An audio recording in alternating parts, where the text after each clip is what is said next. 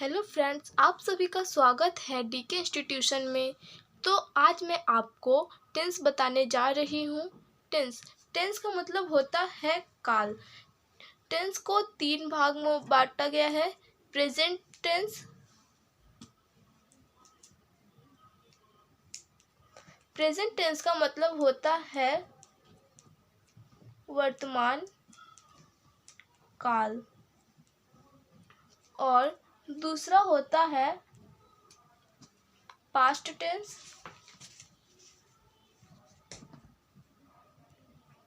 Past tense का मतलब होता है भूतकाल। क्या होता है? भूतकाल। और तीसरा होता है फ्यूचर टेंस। फ्यूचर टेंस का मतलब होता है भविष्य काल। फ्यूचर टेंस का मतलब होता है भविष्य काल।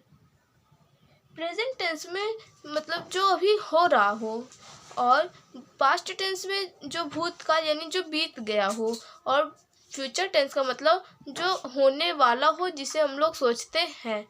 तो अब ये सभी जो टेंस के पार्ट्स होते हैं, present tense, future, past tense और फ्यूचर टेंस, ये सभी को भी 4 भागों में बांटा गया है।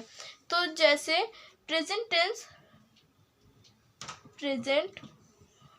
टेंस को भी 4 भागों में बांटा गया है।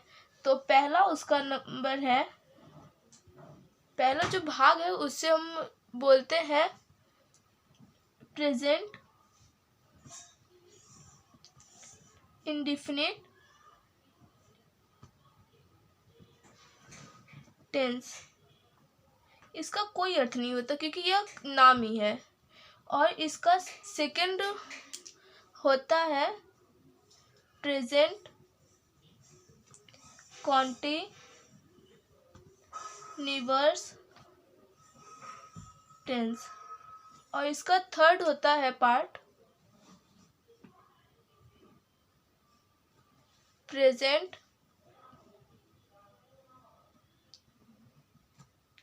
Perfect tense.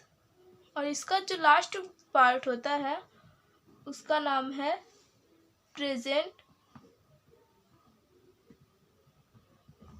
Perfect continuous tense. इसी तरह पास्ट टेंस का भी होता है। पास्ट टेंस के पार्ट होते हैं। तो पास्ट टेंस के भी 4 पार्ट होते हैं। पहला होता है पास्ट इंडेफिनिट टेंस। क्या होता है? Past indefinite tense. और जो दूसरा होता है पास्ट कॉन्टिन्यूअस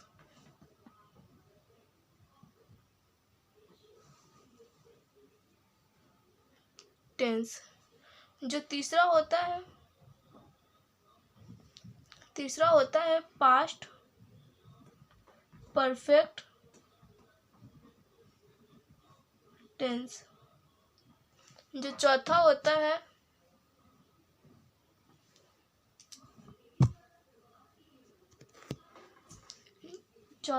है पास्ट परफेक्ट कॉन्टिन्यूअस टेंस। इसी तरह फ्यूचर टेंस के भी होते हैं। तो फ्यूचर टेंस हम लिख लेते हैं। फ्यूचर टेंस के भी पार्ट्स होते हैं। तो पहला पार्ट है future indefinite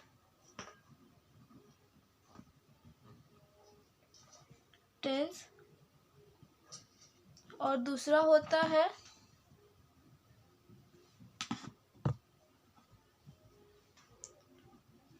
future continuous tense, continuous tense.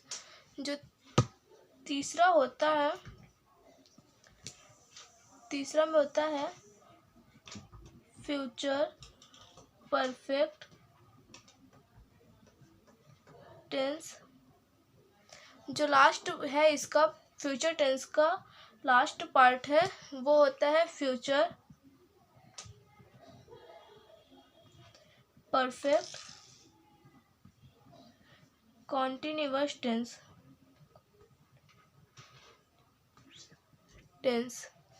सभी पार्ट्स के 4 पार्ट होते हैं, यानी प्रेजेंट, पास्ट और फ्यूचर के 4 पार्ट्स होते हैं, जो हमने अभी आपको बता दिया है।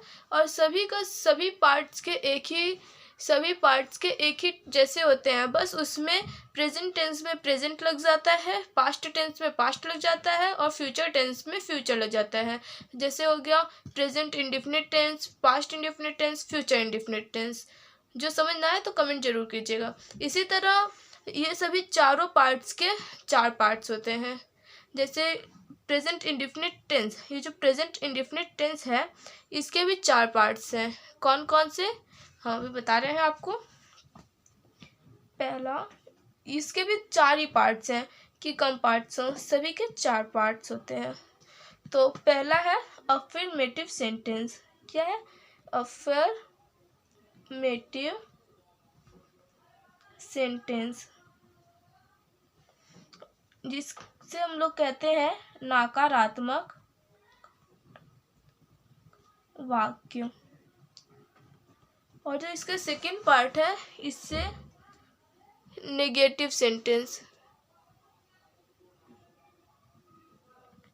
नेगेटिव सेंटेंस, इसे हिंदी में कहते हैं नकारात्मक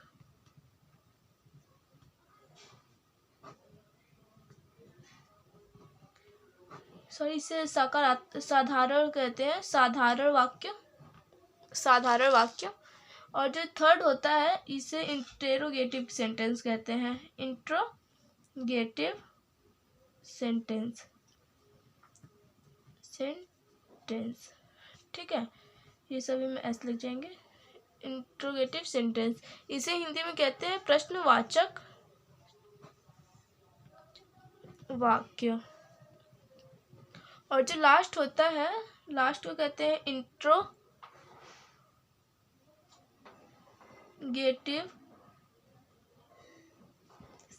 इंट्रोगेटिव नेगेटिव। इसमें प्रश्नवाचक और नकारात्मक वाक्य, इंट्रोगेटिव नेगेटिव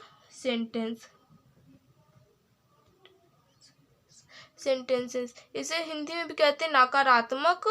इस मतलब इंट्रोगेटिव का मतलब होता है प्रश्नवाचक और नेगेटिव का मतलब नकारात्मक, सेंटेंस का मतलब होता है वाक्य।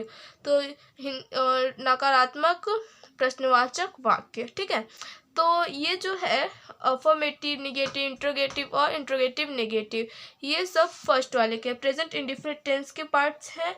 इसी जो ये चारों पार्ट्स हैं, ये सभी चारों parts affirmative, negative, interrogative negative, ये चारों parts present indefinite tense, present continuous tense, present perfect tense, present perfect continuous tense, चारों के पार्ट्स हैं। यानी कि इसके भी चारों पार्ट्स हैं। ये प्रेजेंट इंडेफिनिट टेंस के भी चारों पार्ट्स हैं, ये चारों प्रेजेंट इंडेफिनिट टेंस के हैं। और ये जो प्रेजेंट कॉन्टिन्यूअस टेंस है, इसके भी ये चारों हैं। सेम चीज़ रहते हैं, बस उसका प्रेजेंट कॉन्टिन्यूअस लिख देते हैं, प्रेजेंट परफेक्ट लिख देते हैं, कुछ इस प्रकार। तो हम आगे चलते हैं, इसके पार्ट्स को हम लोग समझते हैं। प्रेजेंट इंडेफिनिट टेंस को कैसे हम लोग पहचानेंगे, ठीक है। पहले हम पहचान जानते हैं, पहचान यानी हम लोग इसे कैसे पहचानेंगे। इसके ता है, ती है, ते है, ते हो, ते हूँ या ते हो आदि वाक्य आते हैं। जिस वाक्य के अंत में ता है, ती है, ते हूँ, ते हो आदि शब्द आते हैं उसमें उसे हम लोग को समझ जाना चाहिए कि प्रेजेंट इंडेफिनिट टेंस है। ठीक है, तो हम लोग इसके अफर्मेटिव सेंटेंस में चलते हैं।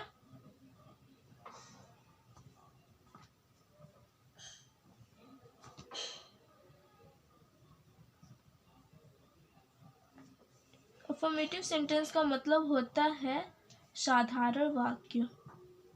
क्या होता है? साधारण वाक्य। तो इतना तो समझ आ गया, तो हम इसका मेथड बता दें आप लोगों को।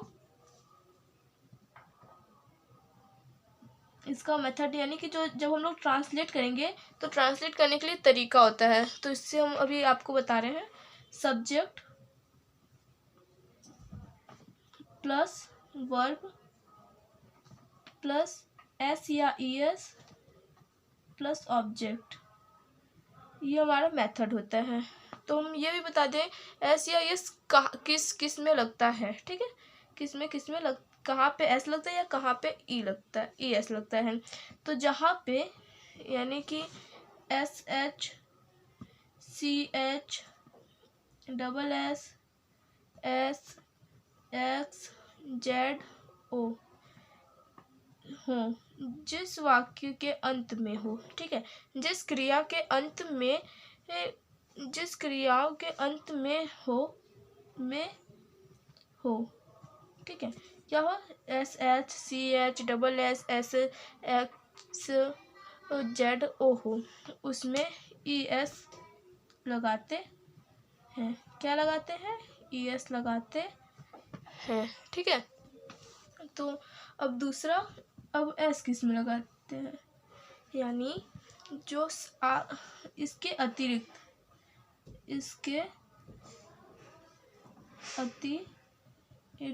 यानी इससे जो शेष, यानी इससे जो बाकी है और बाकी जो शेष है उनमें एस लगाते हैं।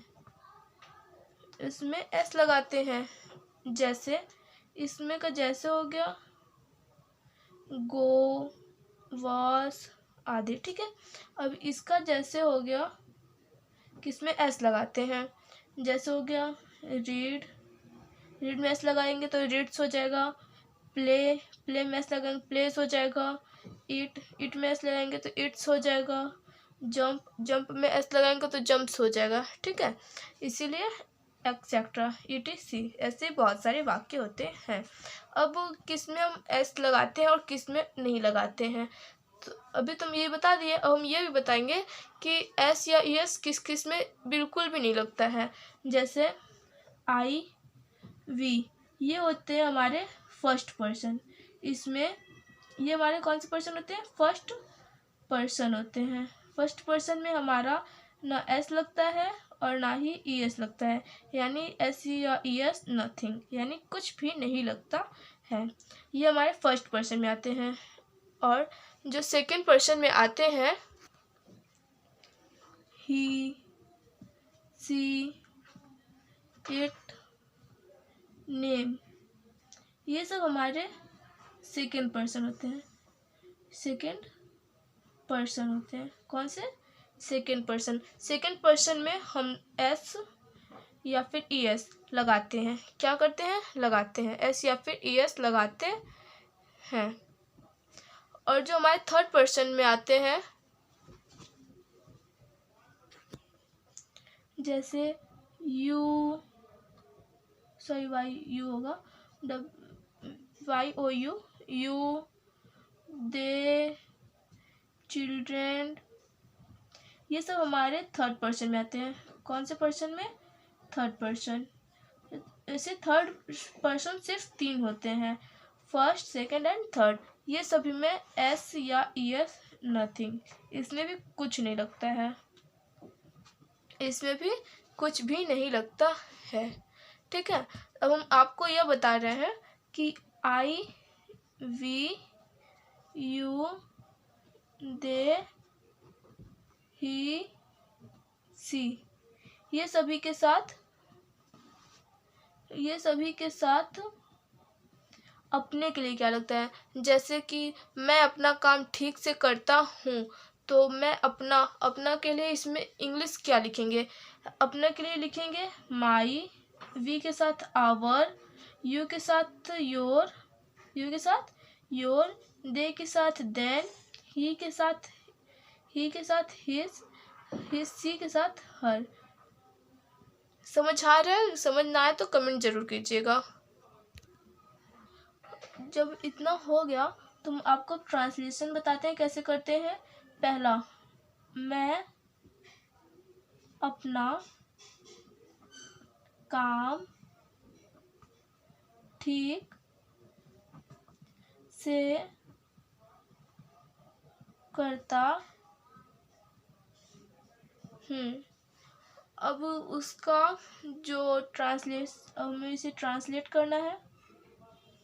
ट्रांसलेट में हम आपको भी मेथड बताए थे। मेथड था सब्जेक्ट वर्ब एस या ES प्लस ऑब्जेक्ट। ठीक है, इतना था हमारा। ये क्या था? मेथड था हमारा, यह मेथड था। एस का मतलब सब्जेक्ट, वी का मतलब वर्ब, एस या ES लगाना ही था, OBJ का मतलब ऑब्जेक्ट। ठीक है, तो इसमें हम कैसे पता लगाएंगे कि कौन सा सब्जेक्ट है?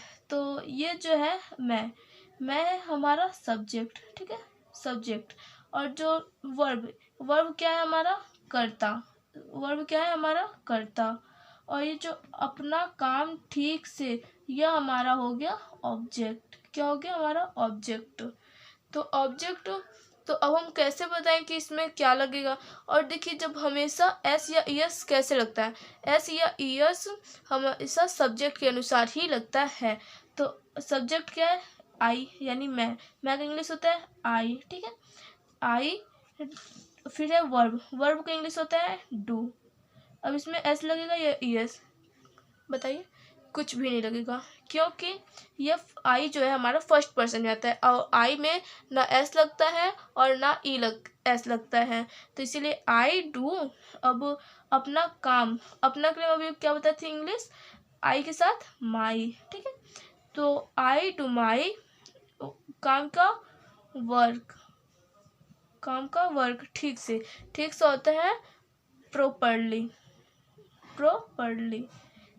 Full stop. I do my work properly, यानी मैं अपना काम ठीक से करता हूँ। समझ आया? ना आए तो कमेंट जरूर कीजिएगा। ठीक है, तो हम आपको दूसरा देते हैं। दूसरा है दर्जी कपड़े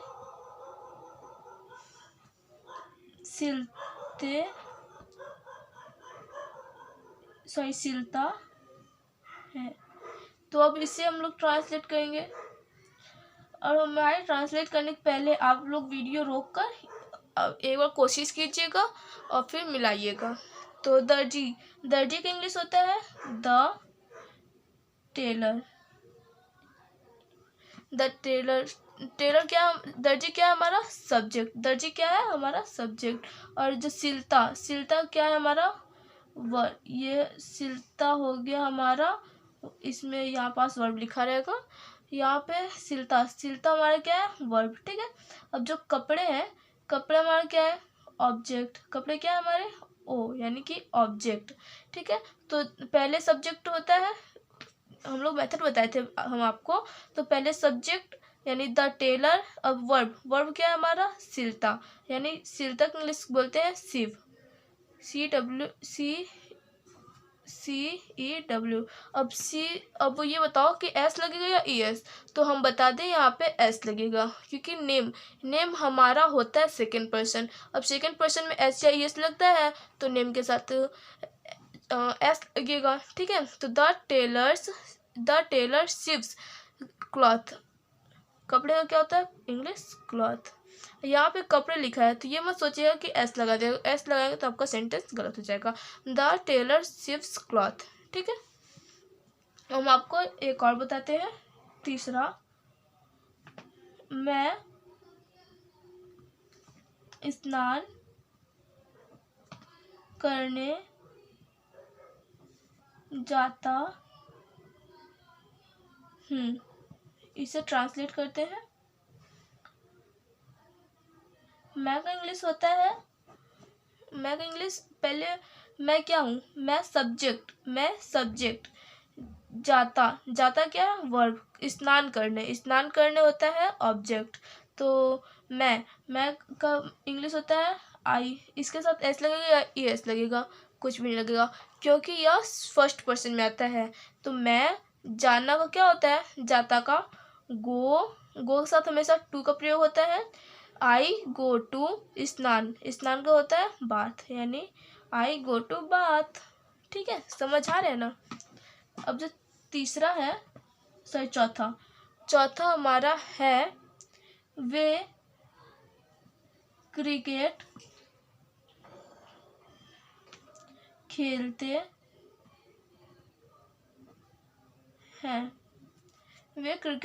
हैं। इससे हमें ट्रांसलेट करना है। एक बार अपने आप भी कोशिश जरूर कीजिएगा। वे क्रिकेट खेलते हैं, वे के साथ वे का इंग्लिश होता है दे। अब दे क्या हमारा, दे हमारा है थर्ड पर्सन। इसमें एस ई आई एस कुछ नहीं लगेगा। हमेशा S E I S subject को ही देख के लगाते हैं। तो अब दे के साथ एस ई आई एस कुछ नहीं लगेगा। दे, अब जो खेलते क्या हमारा वर्ब, यानी दे प्ले क्रिकेट हमारा क्या है, ऑब्जेक्ट, यानी कि क्रिकेट। ठीक है, तो दे प्ले क्रिकेट। अब जो पांचवा है वह आम खाती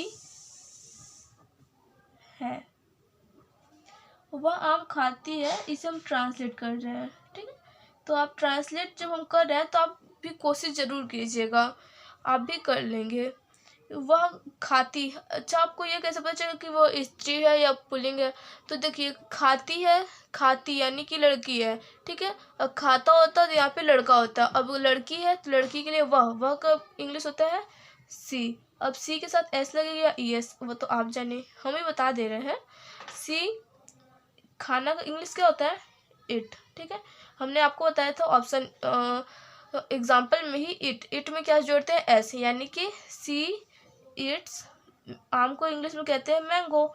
शी इट्स मैंगो। हम आपको भी 2-3 तो दे रहे हैं, आप भी करने का कोशिश जरूर कीजिएगा। जो ना आए उसे कमेंट बॉक्स में कमेंट जरूर कीजिएगा। तो हम पहला आपको दे रहे हैं, राम घर जाता है। इसे अपने आप कोशिश कीजिएगा ट्रांसलेट करने का।